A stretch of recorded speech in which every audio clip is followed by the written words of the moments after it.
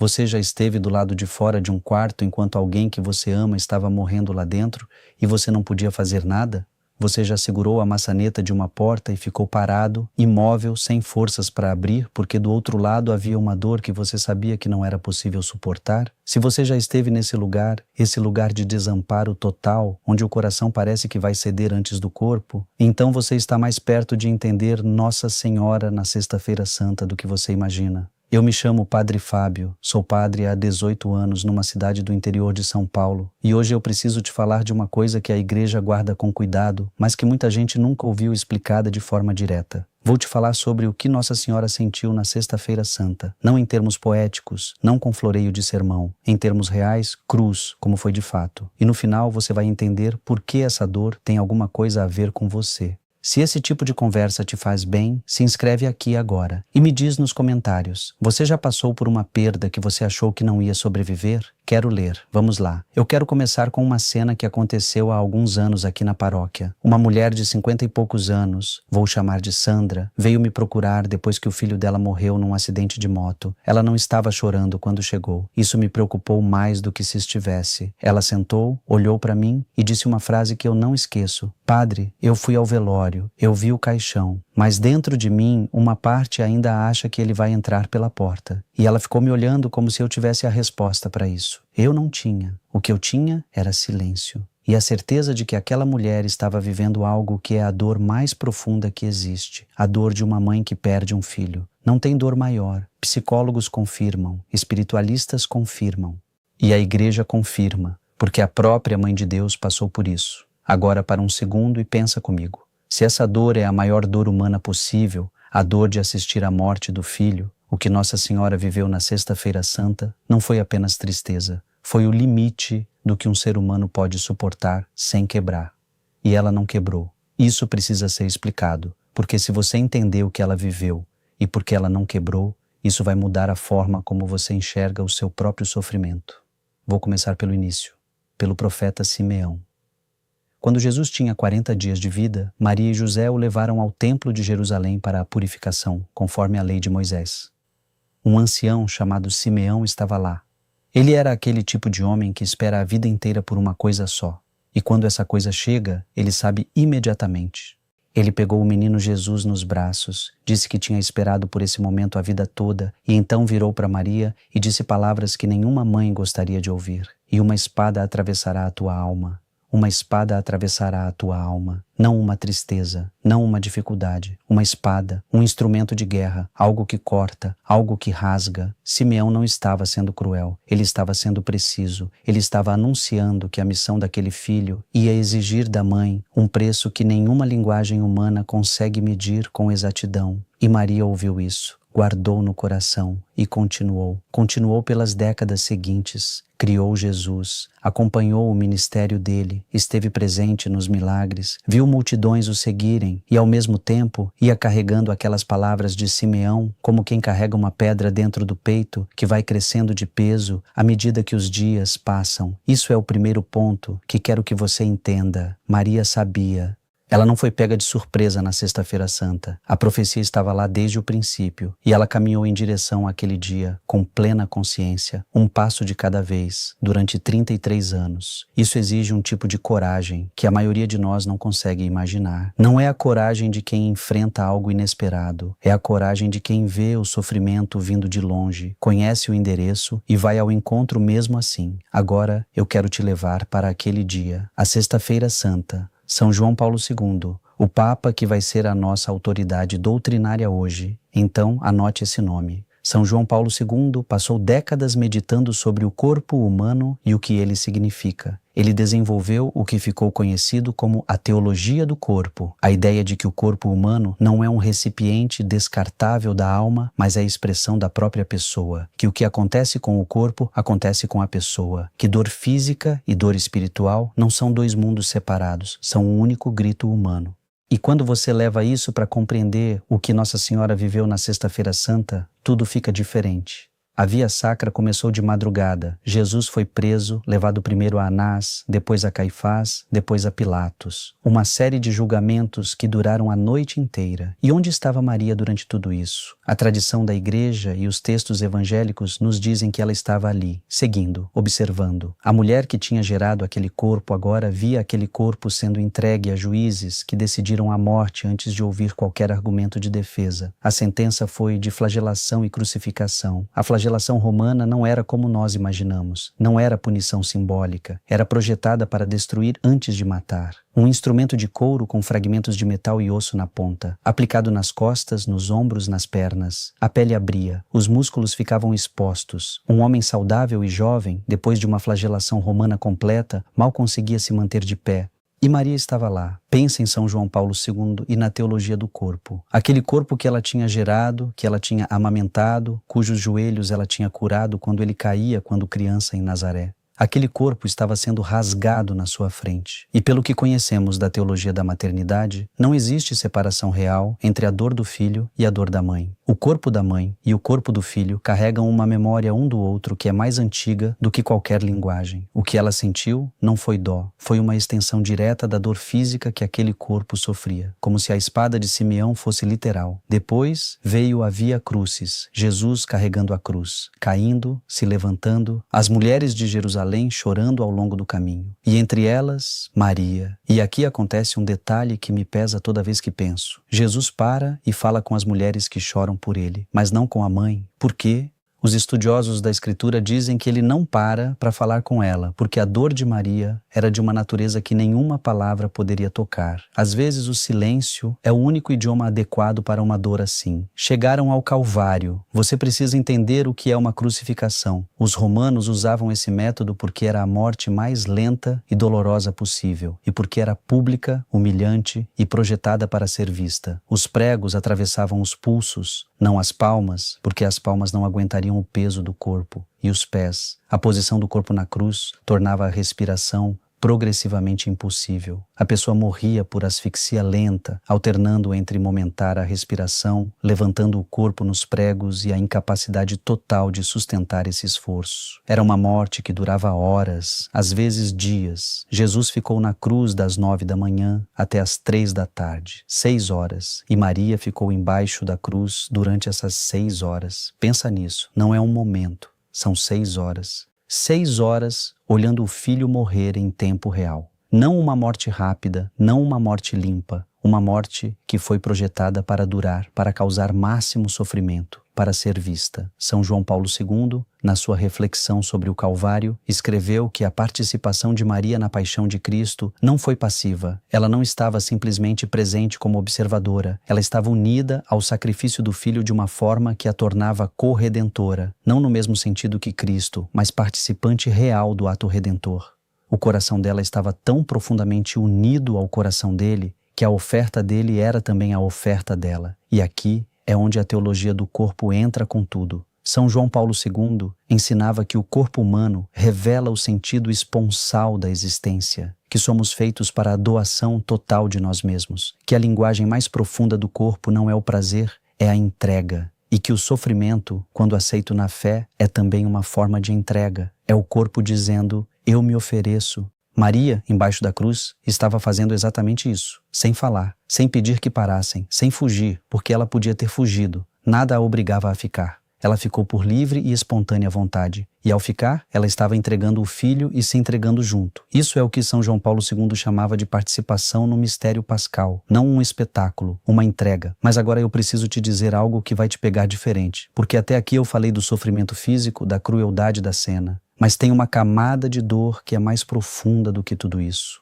Maria sabia que Jesus era o Filho de Deus. Ela sabia, tinha o anúncio do anjo, a experiência da encarnação, 33 anos de convivência com quem ele era de fato. E mesmo assim, ali naquele momento, ela precisava suportar algo que é impossível de reconciliar racionalmente. Se ele é Deus, por que isso está acontecendo? Se ele pode salvar outros, e ela viu os milagres, por que ele não se salva? Por que Deus não intervém? Essa é a dor que os teólogos chamam de a noite escura de Maria. Não é dúvida de fé no sentido de apostasia. É a experiência de estar diante de um mistério que ultrapassa toda a compreensão humana e ter que escolher entre o desespero e a confiança, entre fechar o coração e permanecer aberta. Ela escolheu permanecer aberta. Isso, minha gente, é fé. Não a fé dos que entendem tudo, dos que têm as respostas na ponta da língua, dos que nunca têm dúvida. A fé dos que estão no escuro mais absoluto e mesmo assim não desamarram a corda. Você não precisa de uma fé perfeita, você precisa de uma fé verdadeira. E a diferença é essa: fé perfeita não tem crise, fé verdadeira sobrevive à crise. Agora quero te falar de um momento específico que os evangelhos registram. Às 3 da tarde, Jesus olhou para baixo da cruz e viu Maria, e disse ao discípulo João: eis a tua mãe. E disse a Maria: mulher, eis o teu filho. Esse momento específico, pensa o que está acontecendo aqui. Um filho, nos seus últimos minutos de vida, com dificuldade de respirar, usando o pouco de fôlego que lhe resta, não para se lamentar, não para xingar os que o crucificaram, mas para cuidar da mãe, para garantir que ela não ficaria sozinha. E o que Maria faz? Recebe, aceita o discípulo como filho no lugar do filho, não recusa, não diz que é impossível, que nenhum outro pode substituir Jesus. Ela aceita o que o filho lhe dá, mesmo que seja tudo o que ela não queria. São João Paulo II viu nesse momento um ato de maternidade que se expande. Maria, ao aceitar João, estava aceitando todos os filhos que ainda viriam, estava se tornando mãe da igreja, mãe de todos nós, não por um decreto, não por uma cerimônia, mas num momento de dor extrema, num sim silencioso que custou tudo. E aí Jesus inclina a cabeça e morre. O que acontece com Maria nesse instante? O Evangelho de João não descreve, mas o silêncio do texto é eloquente. Há coisas que não têm palavra. Há dores que o idioma humano não alcança. A tradição da Igreja, alimentada por visões e pela meditação de santos ao longo de séculos, descreve o momento depois da morte de Jesus como um dos mais devastadores de Maria. Não porque ela perdeu a fé, ela não perdeu, mas porque a morte do filho é a morte do filho. A teologia não anestesia, a fé não impede que o coração quebre. E aqui São João Paulo II tem algo que eu acho fundamental. Ele dizia que o sofrimento humano, quando unido ao de Cristo, não perde o seu peso real. Ele não fica mais leve porque você crê. O que muda é o seu destino. O sofrimento sem Cristo é sofrimento que vai a lugar nenhum. O sofrimento unido a Cristo vai para a redenção. É a mesma dor, mas com endereço diferente. Maria não sofreu menos porque era a mãe de Deus. Ela sofreu a mesma dor. O que ela tinha era a certeza de que aquela dor não seria desperdiçada. E isso é o que sustentou. Agora deixa eu te fazer uma pergunta direta. Você está carregando alguma coisa hoje? Tem algum peso que você não consegue explicar para ninguém porque você nem sabe bem como nomear? Tem alguma dor que ficou sem resolução? Alguma perda que você fingiu que superou, mas que ainda aparece nas madrugadas? Se tem, então você tem um ponto de contato com Nossa Senhora que é mais real do que qualquer devoção externa, porque ela sabe o que é isso. Ela não está olhando do alto de um céu distante sem entender o que é sofrer. Ela esteve embaixo de uma cruz por 6 horas. Ela viu o filho morrer. Ela carregou no colo um corpo sem vida. Ela sabe. E São João Paulo II ensina que Maria, justamente por ter participado da paixão de forma única, tem uma capacidade de interceder que vem de dentro da experiência. Ela não intercede como alguém que nunca sofreu pedindo misericórdia por quem sofre. Ela intercede como alguém que desceu ao fundo e subiu de volta. E por isso conhece cada andar daquele abismo. Agora a parte prática.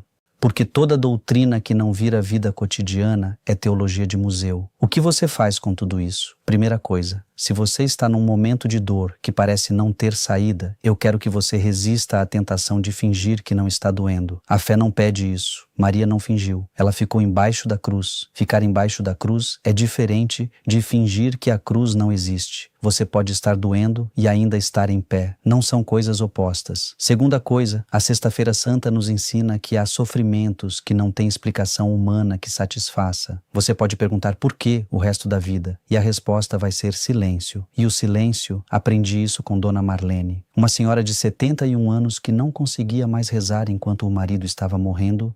O silêncio pode ser a oração mais honesta que você faz. Deus aguenta o seu silêncio. Ele prefere isso a qualquer oração decorada que não tem mais fôlego para sustentar. Terceira coisa, Nossa Senhora não ficou sozinha na Sexta-feira Santa. João estava lá, as outras mulheres estavam lá. A companhia não resolveu a dor, mas ela não ficou sozinha. Se você está numa dor grande, não fuja de companhia. Não seja o tipo de pessoa que empurra todos para longe e depois reclama que está só. Deixa alguém ficar do seu lado, mesmo que esse alguém não saiba o que dizer. O silêncio compartilhado tem um peso diferente do silêncio solitário. Quarta coisa, e essa é a mais prática de todas. Existe uma oração chamada Stabat Mater. É uma das composições mais antigas da Igreja, do século XIII, e ela descreve exatamente o que Nossa Senhora viveu no Calvário. Não é uma oração para quem está bem, é uma oração para quem está quebrado. Ela começa assim: estava a mãe dolorosa ao pé da cruz a chorar, enquanto o filho ali pendia. Se você estiver num momento de dor, pega essa oração e lê. Não para sentir consolação imediata. A consolação às vezes demora. Mas para dizer a Nossa Senhora, eu sei que você entende. Quinta coisa, São João Paulo II tinha uma prática pessoal que ele revelou em vários escritos. Toda vez que sofria, e ele sofreu muito, desde as perdas da família na guerra até a perseguição soviética, até o atentado de 1981, ele colocava o sofrimento nas mãos de Maria. Não no sentido de transferir a dor para ela resolver magicamente, mas no sentido de dizer: pega isso, une ao que você viveu no Calvário e leva para o filho. Essa é a lógica da intercessão mariana. Você oferece o que tem, ela transforma com o que viveu. Isso é acessível para qualquer pessoa. Você não precisa saber teologia, você não precisa ter frequentado missa nos últimos 10 anos, você não precisa estar com a vida organizada, você só precisa de honestidade. E honestidade é o que Nossa Senhora encontrou debaixo da cruz. Tem uma coisa que eu penso toda vez que a Sexta-feira Santa chega. Existe uma versão do Evangelho que termina na cruz e nunca chega ao domingo.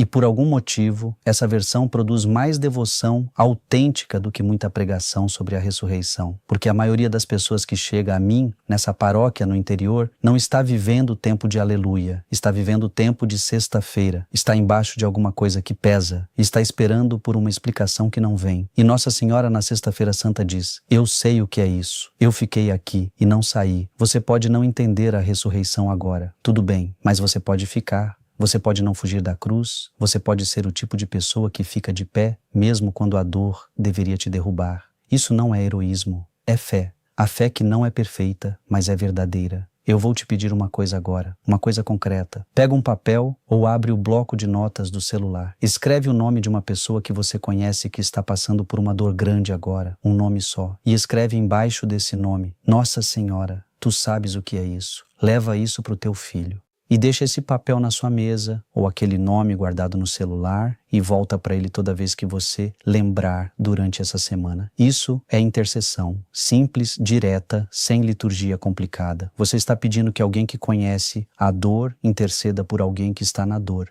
Não tem nada mais católico do que isso, e não tem nada mais humano. A Sexta-feira Santa não é um dia para olhar do longe como espectador da dor de Maria. É um dia para reconhecer que você tem alguma coisa em comum com ela, que a dor que você carrega é real, que Deus não exige que você finja que não está doendo e que há uma mãe que ficou embaixo de uma cruz por 6 horas e ainda assim não perdeu a fé. São João Paulo II passou os últimos anos da sua vida visivelmente sofrendo em público. O Parkinson foi tomando o controle do corpo e ele não escondeu. Ele aparecia, ele falava com dificuldade, ele deixava o mundo ver.